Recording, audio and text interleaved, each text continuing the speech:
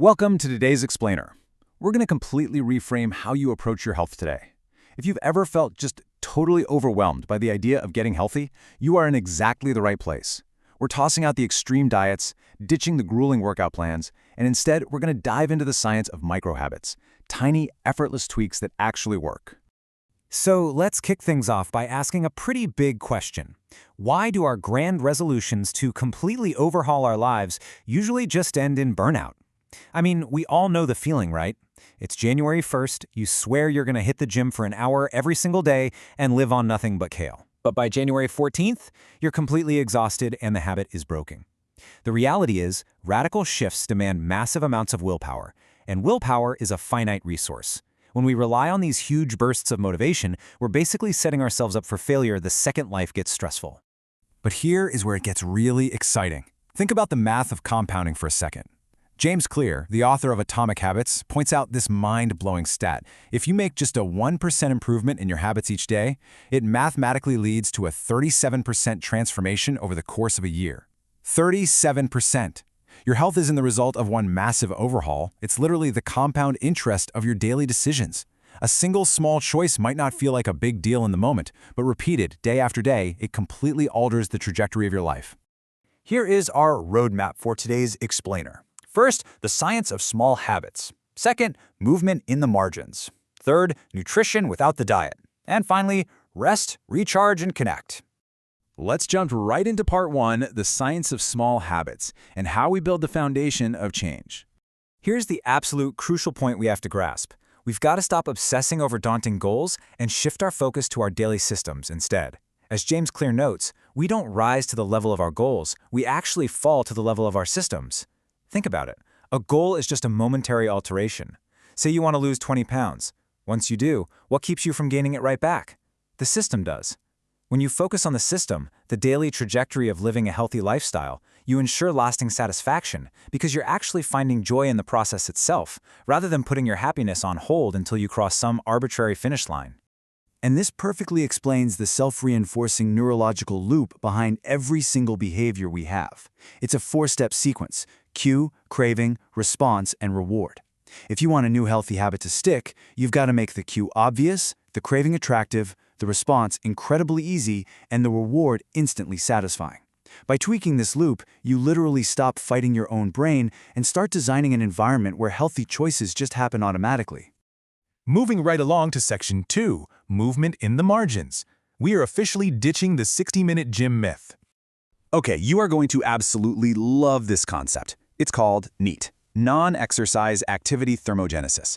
Basically, it's all the movement you do between sitting perfectly still and doing a full-blown cardio workout. And trust me, it adds up dramatically. Pacing on a phone call, cleaning your house, even just fidgeting at your desk. It might not feel like a workout, but NEAT plays a massive role in regulating your blood sugar and keeping your metabolism fired up. If you just sit less and move more throughout a normal day, you're actively improving your circulation and heart health without ever putting on gym clothes. For instance, think about sitting at your desk right now. A simple 30-second seated spinal twist or a quick shoulder squeeze between emails completely resets your posture and fights the silent damage of that office chair. I mean, the average person is sedentary for 6 to 8 hours a day. By sneaking in these microscopic movement breaks, you are rushing blood and oxygen back to stiff muscles, lowering your injury risk, and totally snapping your brain out of its afternoon fog. So how do we actually build an arsenal of these micro movements? It's all about seamlessly fitting them into the commute and downtime you already have. Pace during your phone calls. Take the stairs if it's 4 flights or less. Sneak in some squats during TV commercials. None of this requires blocking out extra time on your calendar. Walking around the block after lunch, for example, is actually one of the most effective ways to blunt a blood sugar spike. The secret is simply attaching these tiny movements to things you're already doing anyway. Let's transition to Section 3, Nutrition Without the Diet, where we focus entirely on addition, not subtraction. These are what we call habit stacks, and they are absolute game changers you can start immediately.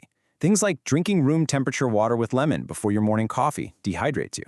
Or eliminating morning decision fatigue by spending just 5 minutes before bed prepping some overnight oats. And instead of flipping your whole grocery list upside down, what if you just tossed a handful of spinach into your eggs or added 1 extra veggie side to dinner? It's all about effortless enhancement. To put this into perspective, the health impacts of these microscopic dietary adjustments are incredibly massive. Just swapping a daily sugary soda for water can cut your risk of type 2 diabetes by up to 25%. No way, right? And that plate swap?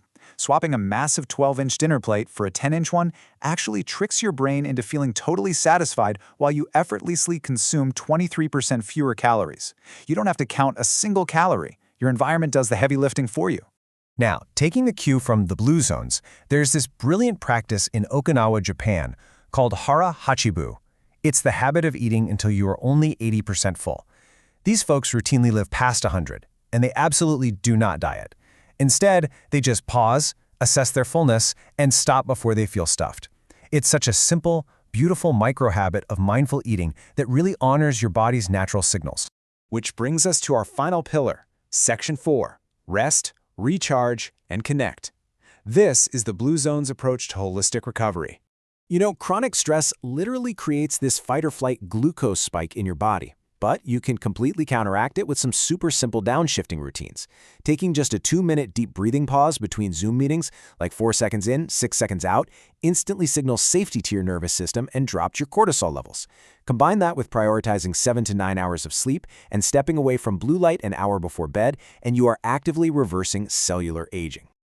But hey, let's not forget the emotional habits. Centenarians around the globe prove that having a purpose, your ikigai, volunteering and making new friends, can actually boost your happiness by 15% and extend your life. Health isn't just a solo pursuit in a gym. The longest-living people prioritize loved ones first. Simply making the choice to sit down for a meal with your family or joining a local walking club gives a profound, measurable boost to your immune system and overall well-being.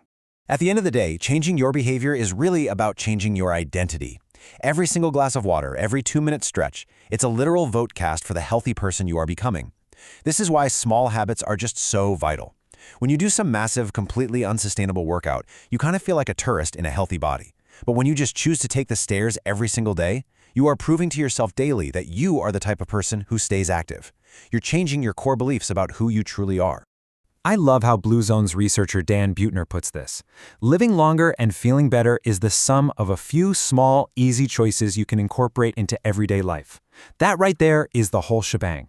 Massive health isn't a giant leap. You don't have to be perfect. You just have to be consistent with the little things. It's incredibly empowering to realize that the keys to metabolic health, longevity, and daily energy are literally already sitting right there in your routine, waiting to be optimized. So, as we wrap up today's explainer, I'm going to leave you with this one provocative question to challenge your routine right now. Which single micro habit will you cast your vote for today? Will it be placing a glass of water by your bed, taking a 2-minute breathing break, swapping your plate size? Pick just one. Start small, let it compound, and watch how it transforms your life. Thanks so much for joining me today, and I'll catch you in the next explainer.